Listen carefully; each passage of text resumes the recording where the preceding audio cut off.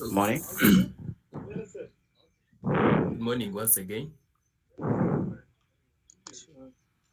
Yeah, I just want to request some information. I'm also a party student for the public health, but it seems like this presentation now is for the environmental health. I don't know. Is it? Am I also supposed to attend or because I'm still doing the biochemistry? This is Joseph. I'm going to send you the link Yeah, for the management if you are presentation,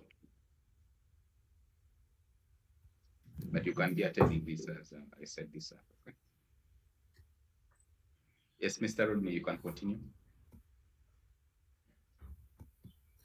so good morning once again, ladies and gentlemen. My name is Rodney Mutunji,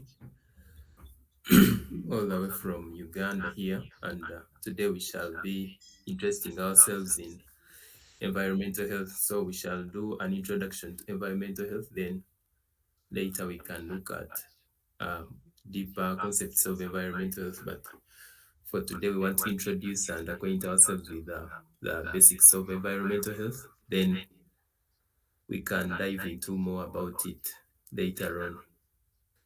So, uh, like our director said, we shall not wait for everyone to arrive so that we can start. They shall find us on the way, but we can start and then they will join us later.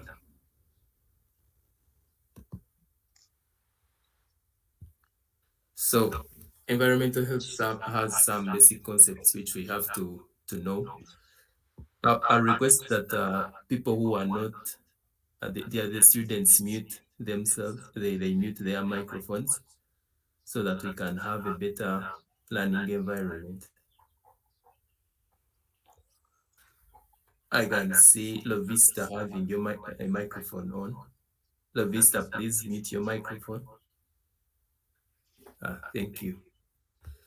So, environment basically is what we are looking at the biotic and abiotic factors.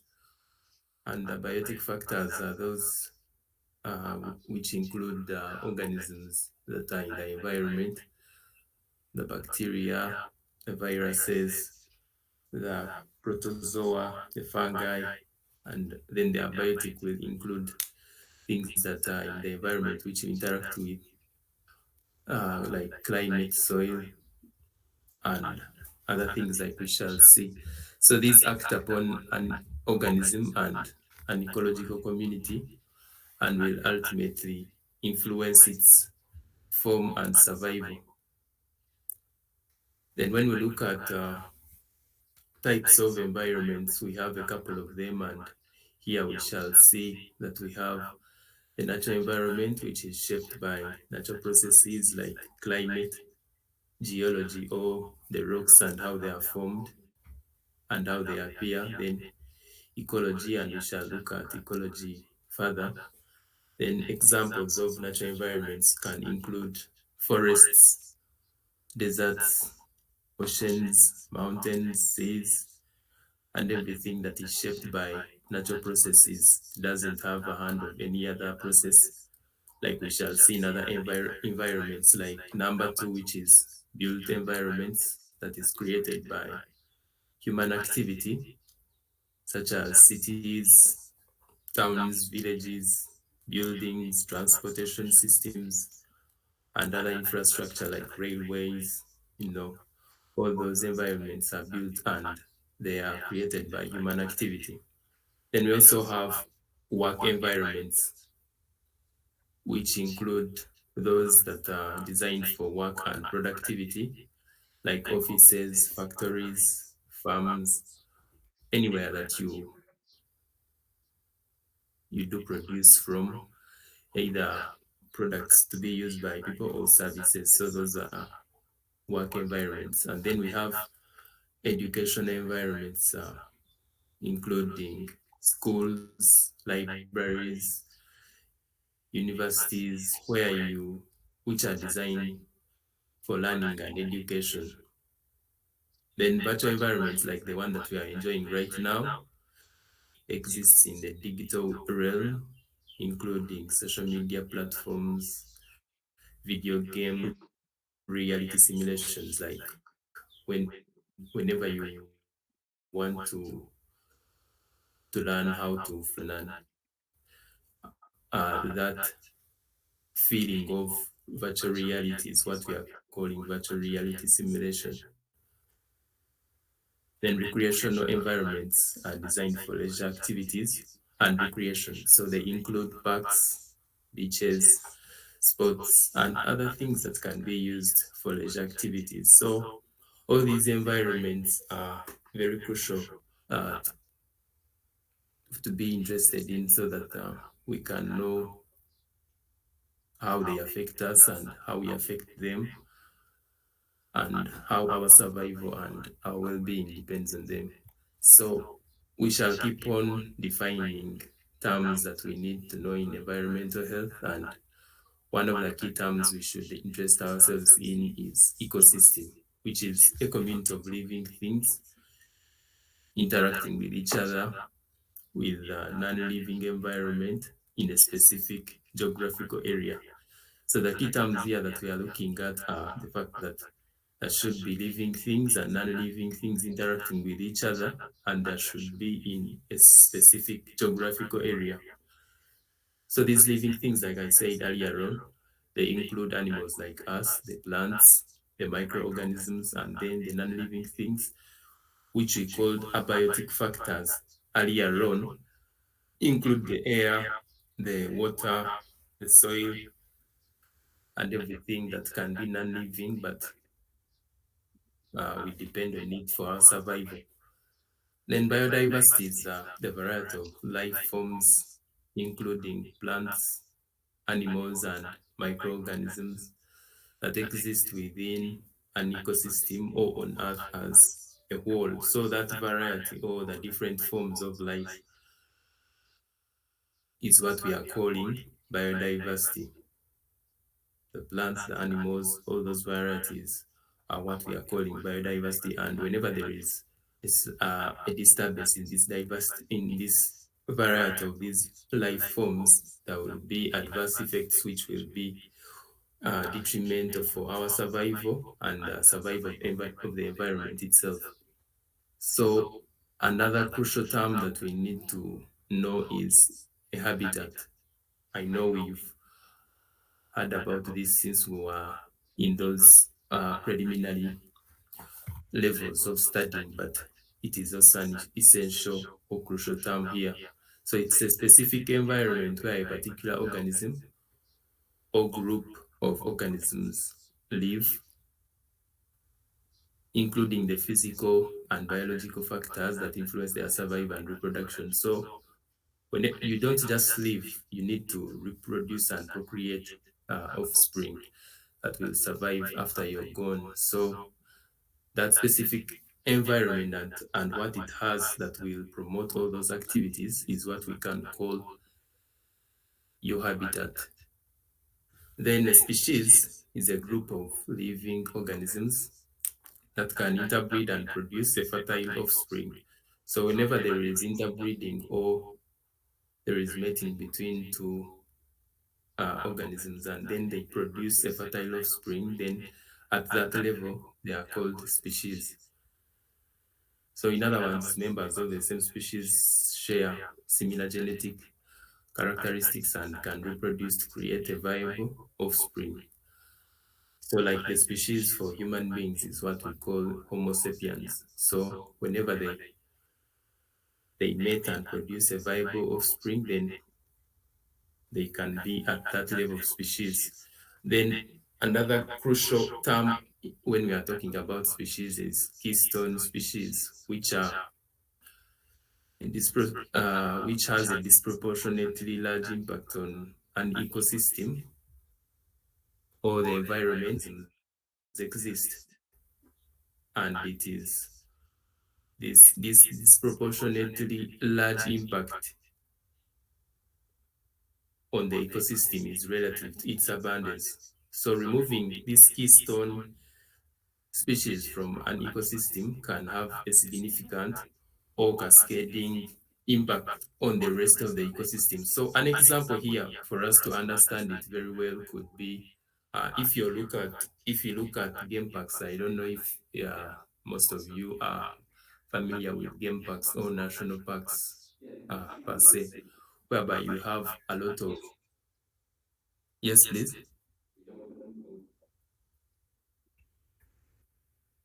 Yeah, so the in game parks or national parks or game reserves, we have a lot of organisms, and for that ecosystem of those plants, animals, the animals which can be herbivorous and carnivorous, for it to survive and work properly, there should be these keystone species. So when you look at herbivores like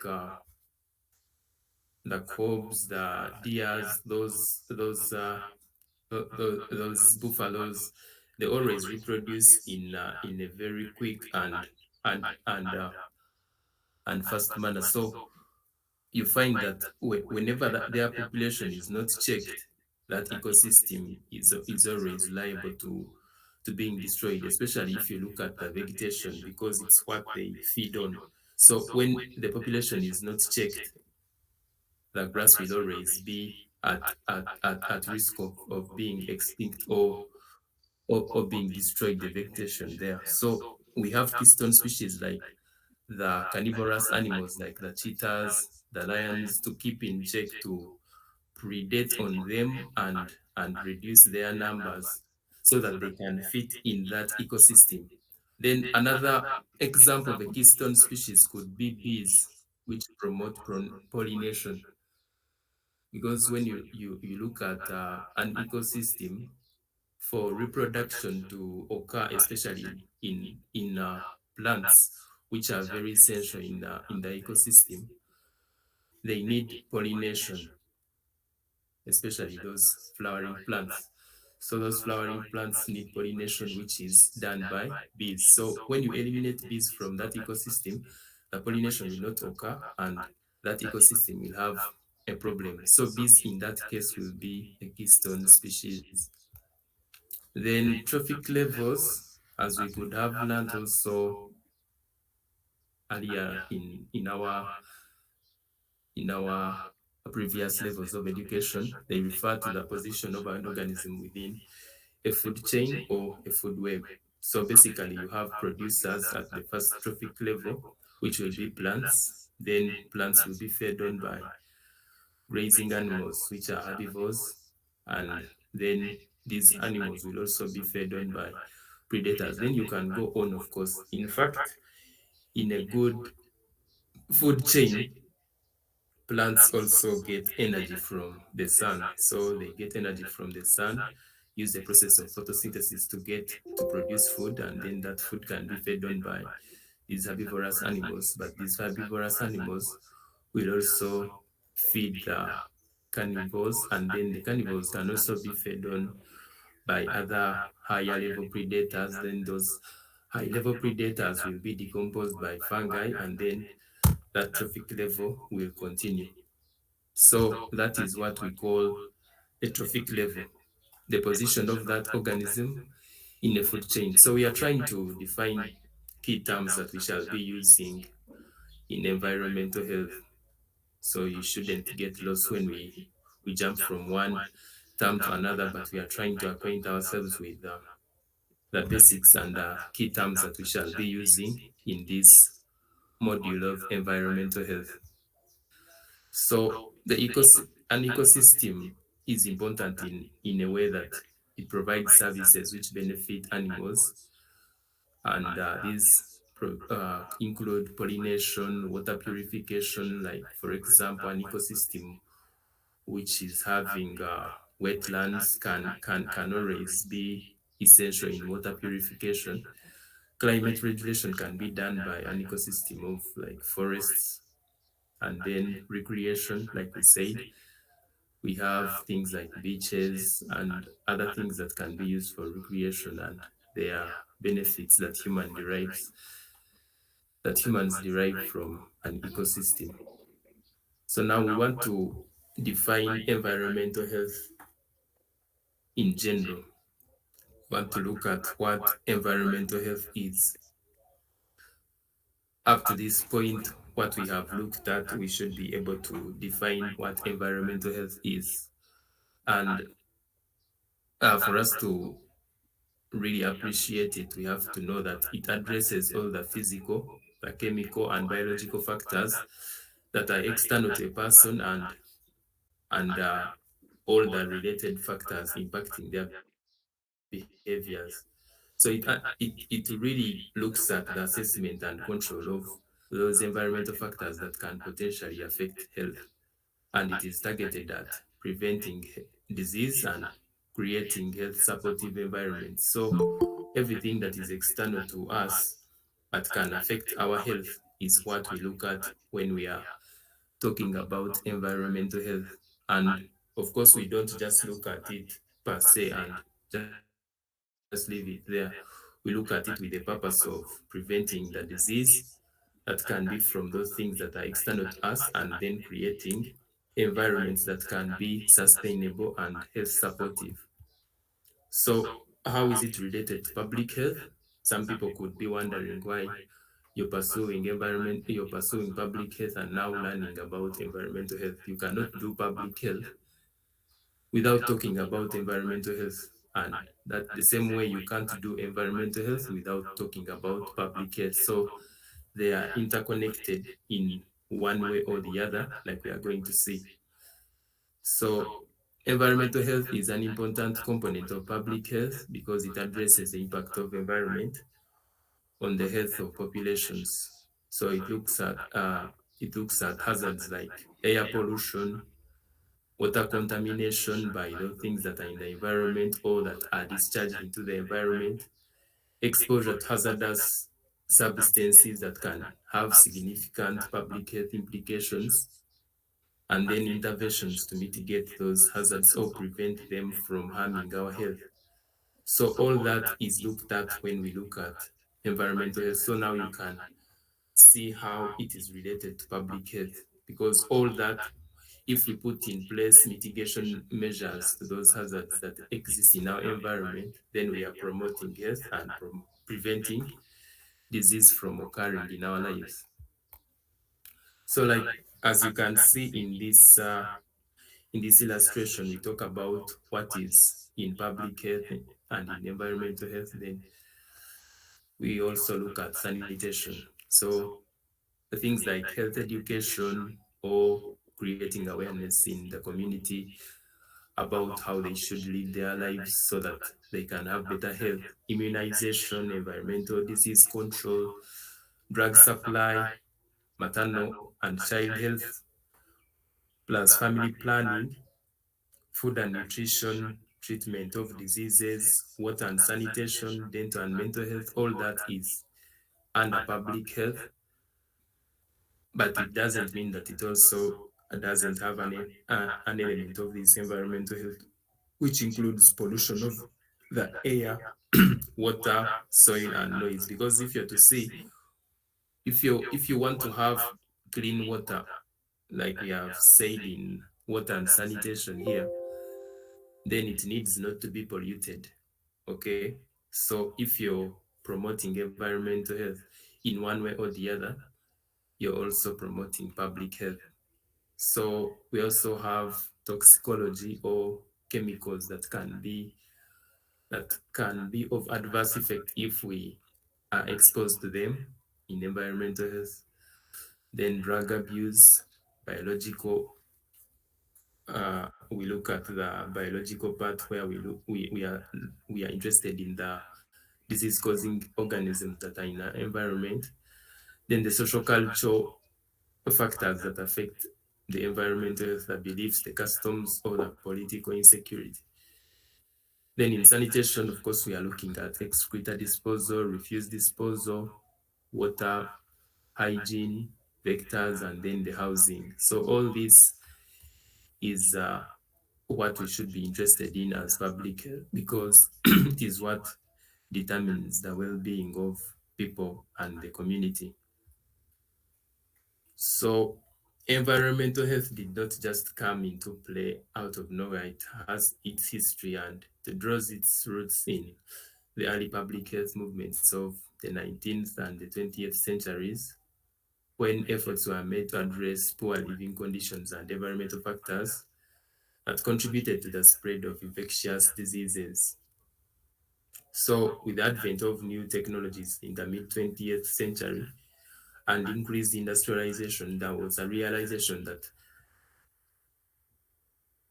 uh, there was growing concern about impact of environmental pollutants on human health because with new technologies and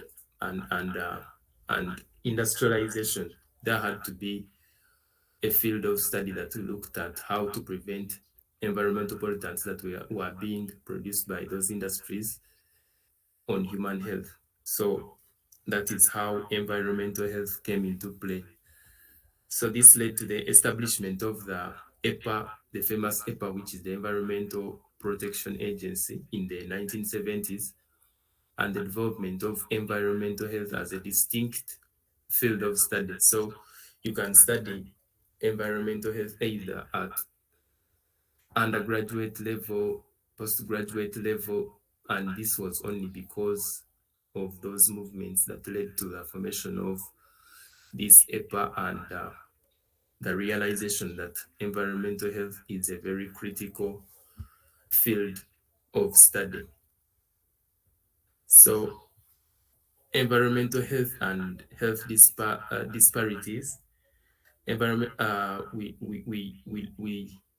discover that it environmental health emphasizes the importance of addressing health disparities because marginalized communities often bear the disproportionate burden of environmental hazards, and as such, environmental health is an important aspect of promoting health equity and social justice because you realize that it is more likely for a person who is a bit poor to work in those environments which could lead to their ill health. For example, when you look at people working in mines, when you look at people working in those very risky environments which expose them to those toxic chemicals, there are people who are not doing well financially. But remember, these people are also a very important aspect of our society, so we cannot just leave them like that. So environmental health comes into place so that we can realize that for us to achieve health equity and social justice, we need to look at those people.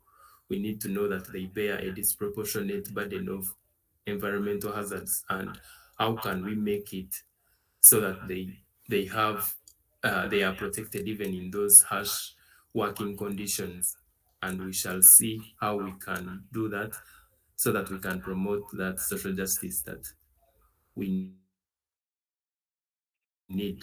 So the vulnerable populations in environmental health include people with disability or chronic diseases like people with cancer, those respiratory tract conditions like asthma, like COPD or chronic obstructive pulmonary disease. So those people are more vulnerable to facing the adverse effects of of uh, of diseases that can arise from a poor environment or a polluted environment than people who are not having disability. Pregnant women are also very vulnerable because uh, their health, first of all, their immunity is a bit low, and they also have someone inside them who should be protected at all costs. So they are also a vulnerable population. Then children, because basically their immunity is not yet fully developed, also form a vulnerable population when we are looking at environmental health and what could cause diseases from the environment. So why should we study environmental health, or why should we be uh, interested in environmental health? One of the reasons is that there can be careers in environmental health, and one of the careers is a hygienist. For you to be a hygienist, you have to have studied environmental health. And most of these hygienists work in dental settings where they promote the hygiene of the mouth, and but they can also work as basically people who promote the hygiene in the community. So a career of being a hygienist can only be achieved when you have studied environmental health at length.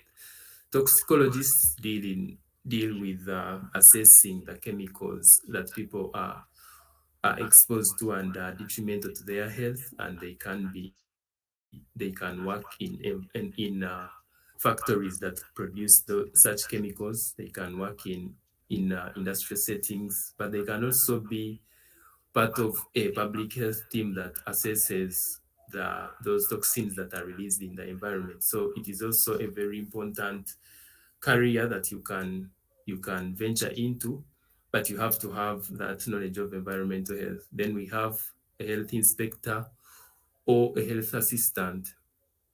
So this is a career that is basically all round, and it includes people who who do health education about the environment, and they also uh, participate in disease prevention of using public health measures like good sanitation, hygiene, and access to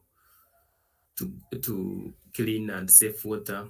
Then we have another career like vector control specialists, who majorly concentrate on prevention of those vector-borne diseases like malaria, like sleeping sickness, and many others. So these vector control specialists also have knowledge of environmental health, and for you to venture into that career, you have to have studied environmental health. Food safety officers is also a very good career that you can venture into when you have studied environmental health. Then public health physician, who is concerned with the prevention of disease at community level, is also a very good career that you can get into when you have studied environmental health. So there are a couple of other careers, but these are the common ones. And if you want to really pursue one of those, you have to pay attention to what we are going to study in environmental health. So how important is environmental health? What are the burden? What is the burden of environmental health issues? So we realize that 25% of deaths